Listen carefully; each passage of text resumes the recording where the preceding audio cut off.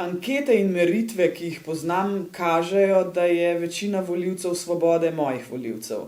Da je precej velik odstotek, zdaj ne bom ga z glave, ker sem res poševno preletela, so volivci Socialnih demokratov. To je seveda levo volilno telo, ki je tudi moje volilno telo, tu ni dileme. Si pa želim, da bi me vendarle volivke in volivci prepoznali kot nekoga, ki zna in zmore goreče zagovarjati človekove pravice čisto vsakogar.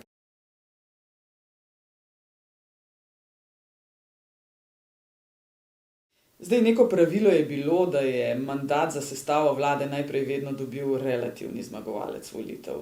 Je pa že predsednik Pahor ob teh zadnjih volitvah tudi sam nakazal drugo možnost, ki jo predsednik države vendarle ima, da podeli mandat tistemu, ki lahko sestavi vlado. Sama se bolj nagibam k temu drugemu, namreč po vsakih volitvah je izjemno pomembno, da se vlada sestavi čim hitreje. Seveda se poznava osebno, z gospodom Robertom Golobom sva se večkrat pogovarjala, saj javnost tudi ve, da sem bila odvetnica njegove stranke, ki je skupaj s kolegicami v odvetniški pisarni dosegla, da je Gibanje Svoboda postalo parlamentarna stranka na soočenjih na RTV Slovenija.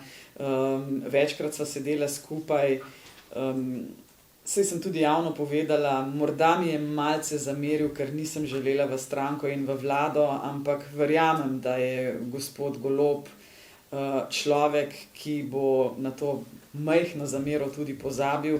Nenazadnje mi je takoj po volitvah tudi poslal čestitko.